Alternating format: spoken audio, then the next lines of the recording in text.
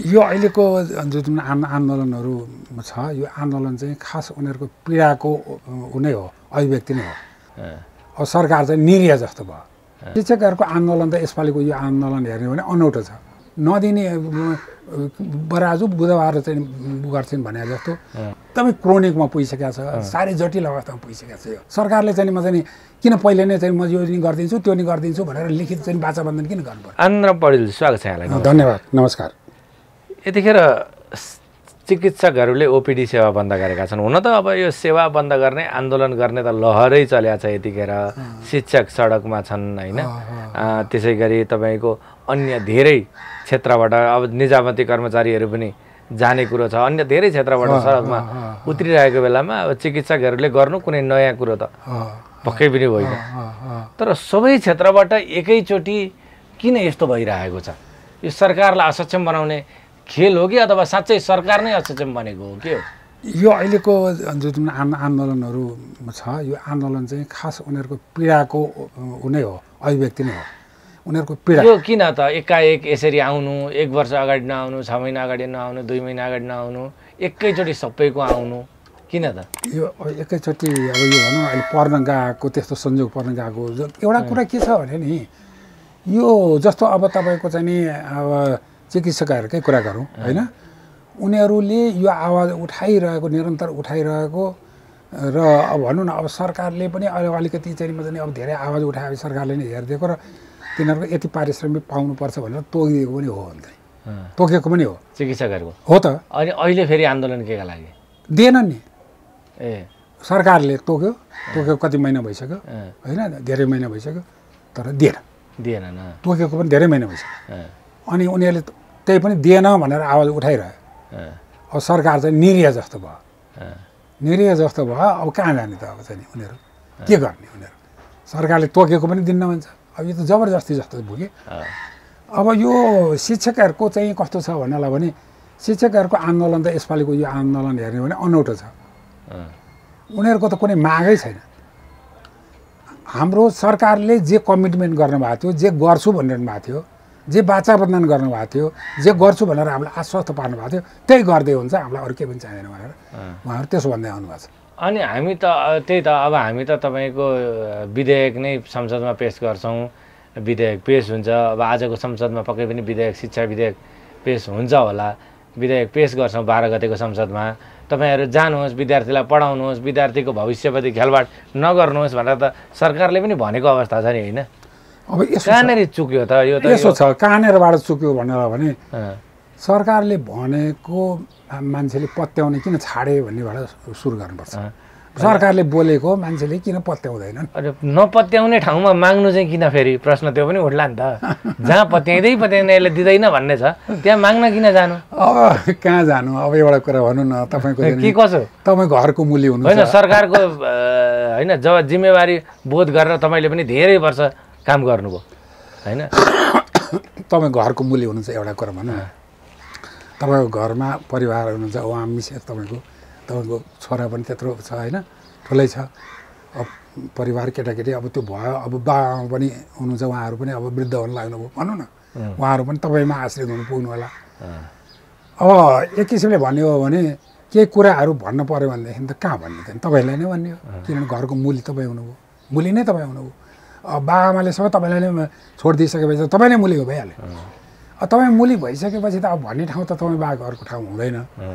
यस्तो स्थिति हुन्छ कि त्यसपछि चाहिँ त्यसपछि त्यहाँ तपाईँले नै गर्नु भएन भने अनि कहाँ जाने भन्ने कुरा चाहिँ आउँछ हुन त। अनि त्यसपछि मान्छेहरूले अब भनौँ न यताउता अब यसले गर्दै गरेन कहाँ जाने होला भनेर जाने।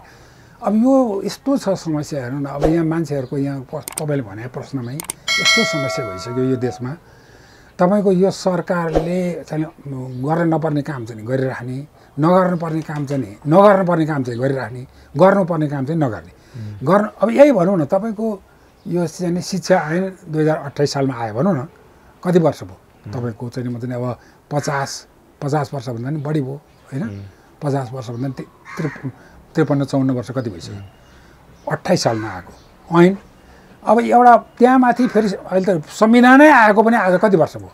संविधानै आएको पनि 9 वर्ष कति भयो होइन, 9 वर्ष भयो। अब संविधानै आएको 9 वर्ष भयो तपाईँको एउटा शिक्षा ऐन चाहिँ म चाहिँ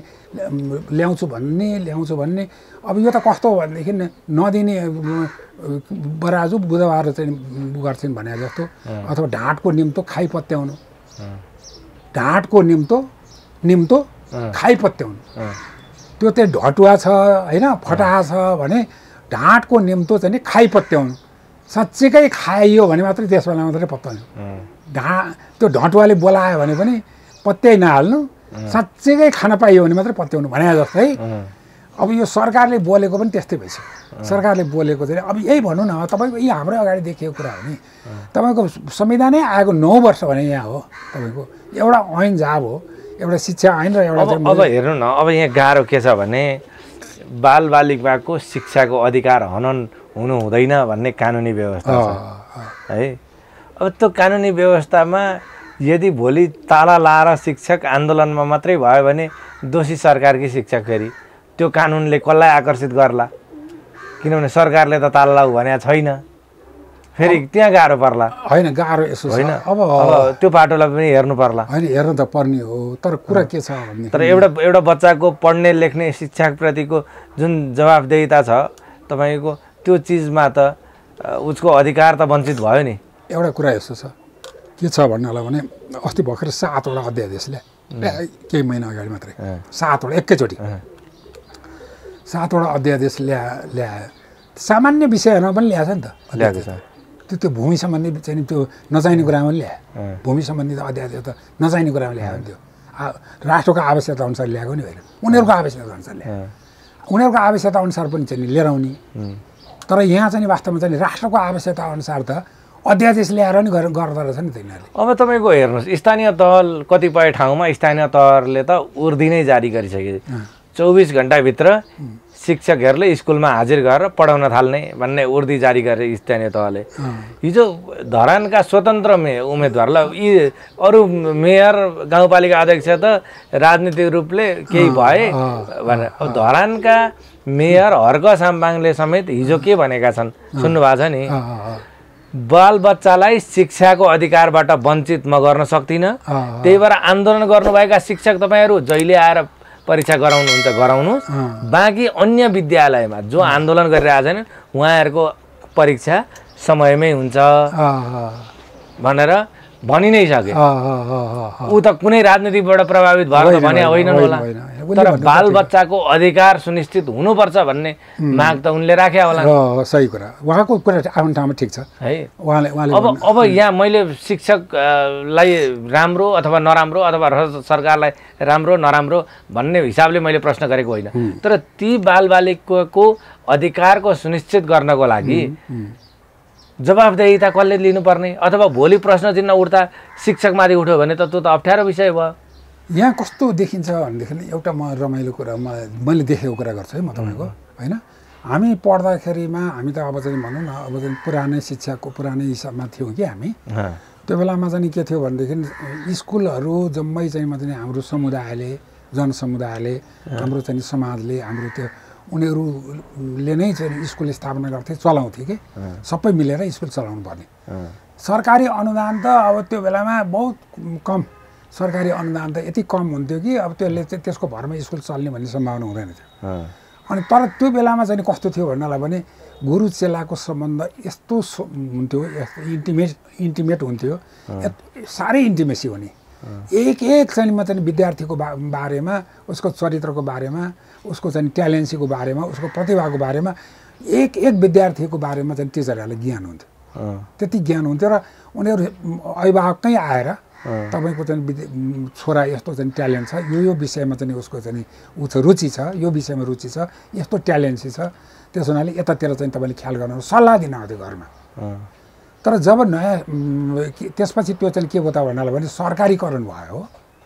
सरकारीकरण भएपछि त उनीहरू त कर्मचारी जस्तो भए शिक्षकहरू त कर्मचारी हो भयो त उनीहरू त हामी चाहिँ कर्मचारी हुने भन्ने रहर भयो त्यहाँ जब शिक्षकहरू कर्मचारी हुन थाले त्यसपछि बडो चाहिँ म चाहिँ त्यो चाहिँ प्राविधिक हुन थाल्यो एकदमै प्राविधिक हिसाबले चल्न थाल्यो र त्यो चाहिँ म चाहिँ यो मेकानिकल हिसाबले चल्न थाल्यो त्यहाँ त चाहिँ के छ भन्नलाई भने त्यो एउटा चाहिँ गुरु चेलाको सम्बन्ध पनि रहेन समाजको चाहिँ दायित्व र जिम्मेवारी समाज त्यसप्रतिको एउटा भावनात्मक सम्बन्ध पनि रहेन हेर्नुहोस् रहेन अनि यो त कस्तो भयो भने एकातिरबाट उनीहरूको चाहिँ जागिर सुनिश्चित चाहिँ भयो जागिर चाहिँ सुनिश्चित भयो ग्यारेन्टेड भयो होइन जागिर ग्यारेन्टी भएपछि त आनन्द ग्यारेन्टी भयो तर अर्कोतिर चाहिँ मतलब के पर्यो भन्नालाई भने गुरु चेलाको सम्बन्ध चाहिँ सधैँ हुँदै भएन पटक्कै रहेन अनि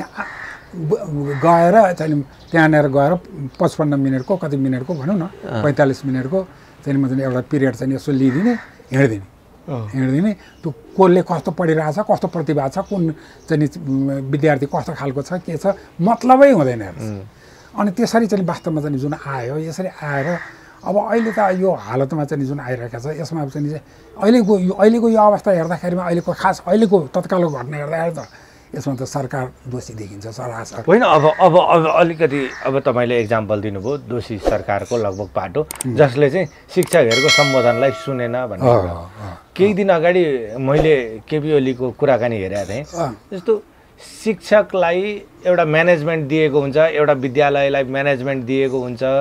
र त्यहाँनिर विद्यार्थी ल्याउनु पढाउनु भनेर भनिएको हुन्छ त्यो स्कुलमा विद्यार्थीभन्दा शिक्षक ज्यादा छन् खोइ म्यानेजमेन्ट खोइ शिक्षा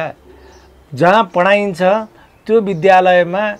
जुन सरकारी स्कुलमा विद्यार्थी पढेका छन् त्यो सरकारी स्कुलमा 90% भन्दा ज्यादा विद्यार्थी फेल हुन्छन् खोइ तपाईँहरूले पढाएको शिक्षा खोइ तपाईँहरूको गुरुत्व तिनै विद्यार्थी जुन प्राइभेट स्कुलमा पढ्छन् उनीहरू 90% पास हुन्छन् यस्तो शिक्षा बनाएर शिक्षालाई यति धराशायी बनाएर तपाईहरुलाई यहाँ सडकमा आएर यत्रो अधिकार माग्न लाज लाग्दैन भनेर प्रधानमन्त्री केपी शर्मा ओलीले बोलेका छन् हैन हामीले सरकारले शिक्षामा पुरा पैसा कमायो ब्रह्मलुट गर्यो भन्दा सरकारले दिएका सरकारी शिक्षाहरू जहाँ पैसा पर्दैनन् अथवा परे पनि 10 20 50 100 हैन 1000 रुपैयाँ पर्छन् र एकदम न्यूनतम इन्कम भएका हाम्रा विद्यालयमा साच्चै ती व्यवस्थापनले ती शिक्षकले राम्रो काम गरेका छन् कि छैनन् भन्ने प्रश्न चिन्ह त उठिसकेका छ नि अहिले हैन त्यो त छ एकदम तपाईले जुन मैले भने त्यही सन्दर्भमै जाउँ वास्तवमा जाने त्यो बेलाको क्वालिटी र अहिले पछिल्लो चाहिँ सरकारीकरण भयो दोष सरकारको मात्रै हो कि साच्चै त्यो ठाउँमा जसले व्यवस्थापन हेरिरहेछ जसले विद्यार्थीलाई पढाइरहेछन् जहाँ विद्यार्थी 90% भन्दा बढी फेल भइरहेका छन् जुन विद्यालयमा आकर्षण होइन पैसा नभएपछि बाध्यता भएर पढ्न गएका विद्यार्थीहरू छन् हैन आकर्षण खोइ त हैन तपाईले भन्नुभएको कुरा ठिक हो त्यो कारणले गर्दा त्यो व्यवस्थापनको पनि ती शिक्षकको पनि ती हेडमास्टरको पनि ती सब्जेक्ट टिचरको पनि कमजोरी हो कि एकदम यो तपाईले उठाउनु त्यो पनि त केलाउनु पर्यो नि त एकदम केलाउनु पर्यो र यो केलाउँदै जाने हो भने तपाई कहाँ पुग्नुहुन्छ भन्नलाई भने नि यो तपाईले कस्तोसम्म गरेका छन् भन्नलाई भनेदेखि भर्ना गर्दाखेरिमा पनि शिक्षकहरू आफ्नो मान्छे भर्ना गर्ने आफ्नो मान्छे भर्ना गर्ने नाममा चाहिँ कुनै क्वालिटी नै नभएको तपाई एउटा कुनै शिक्षकलाई गएर सामान्य कुरा सोध्नु भयो भने पनि उसले अल्मलिन्छ हेर्नु शिक्षकै यति अल्मलिन्छ सामान्य कुरा पनि अल्मलिन्छ जबकि हाम्रो घरका तपाईका चाहिँ छोरा कति अहिले 10-11 वर्षको भयो होला हैन तपाईको मेरै नाति नातिनाहरू उनीहरूसँग सोध्यो भने उनीहरूले फटाफट चाहिँ सही हुन्छन् तर त्यही कुरा शिक्षकसँग सोध्यो भनेदेखि शिक्षक अल्मलेर हैरान लागै मर्नु छ वास्तवमा त्यस्तो मान्छे कसरी शिक्षक भयो कसले गराएको थियो त्यहाँबाट सुरु गर्नुपर्छ कुरा त्यो गराएकै जम्मै कस्तो छ भन्नलाई भने यति चाहिँ मजाले पार्टीकरण भयो पोलिटिसाइज भयो भन्छन् राजनीतिकरण भयो भन्छन् राजनीतिकरण मात्रै भएर पार्टीकरण भएको छ यहाँ हरेक ठाउँमा पार्टीकरण भएर हैरान छ त्यसले गर्दाखेरिमा जम्मै ध्वस्त यो राज्य व्यवस्था सम्पूर्ण राष्ट्र नै ध्वस्त पार्न लागिसक्यो अब शिक्षकहरू चाहिँ आफ्नो मान्छे नियुक्ति गर्ने नाममा जथाभावी नियुक्ति गरेछ होइन विद्यालय व्यवस्थापन समिति भनेर पनि हुन्छ क्या सरकारी स्कुलमा हैन व्यवस्थापन समिति भनेको त्यहाँको स्थानीय हुन्छ अध्यक्ष हैन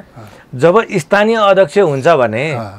उसले त राम्रा शिक्षक राख्यो भने मेरा स्थानीय विद्यार्थी राम्रा हुन्छन् भन्ने सोच राख्नु पर्दैन तपाईलाई अर्को कुरा पनि अब तपाईलाई थाहै भएको कुरा फेरि म दोहोऱ्याउँछु मात्रै यो व्यवस्थापन कमिटीको निर्माण हुने बेलामा त्यहाँनिर चाहिँ पार्टीगत तानातान टग अफ वार भएको दृश्यहरू तपाईँले दुनियाँ देख्नुभयो होला एउटा मात्र होइन सयौँ देख्नुभयो पक्का टग अफ वारै हुन्छ चाहिँ म चाहिँ त्यो प्यानलै बन्छ र यो चाहिँ काङ्ग्रेस प्यानल यो कम्युनिस्ट प्यानल यस्तो र त्यो त्यहाँबाट आउनेहरू जम्मै चाहिँ मजाले उता पार्टी नै लाग्छ ती नै पार्टी नै सिँगै पार्टी नै त्यसमा लाग्छ पार्टीको शक्ति नै प्रयोग हुन्छ अब पार्टीको शक्ति नै प्रयोग भएर अब चाहिँ आएको व्यवस्थापन कमिटी पार्टीबाटै सञ्चालित हुन्छ त्यो पार्टीकै लाइनबाट चल्छ अनि पार्टीको लाइन पार्टीकै लाइनबाट चले पनि कमसेकम शिक्षक त दक्ष उनीहरूले नियुक्ति गर्ने होला नि त त्यहाँका शिक्षक त हुनुपर्ने चाहिँ त्यो थियो हुनुपर्ने चाहिँ त्यो थियो दक्ष त गर्ने होला नि हुनुपर्ने चाहिँ त्यो थियो हुनुपर्ने चाहिँ कुरा तपाईँले गर्नुभयो भइरहेको कुरा चाहिँ मैले गरिरहेको छु तपाईँले चाहिँ हुनुपर्ने त्यो थियो भन्नुभयो तर भइरहेछ यस्तो भनेर मैले बताएँ बुझ्नुभयो नि कि भइरहेको चाहिँ के छ भन्नाले आफ्नो मान्छे नियुक्ति गर्नमा जथाभावी नियुक्ति गरेका छन् रफु गर्दै केपी ओलीलाई बचाउ गर्दै रफु गर्दै डिफेन्स गर्दै बसिरहेका हुन्छन्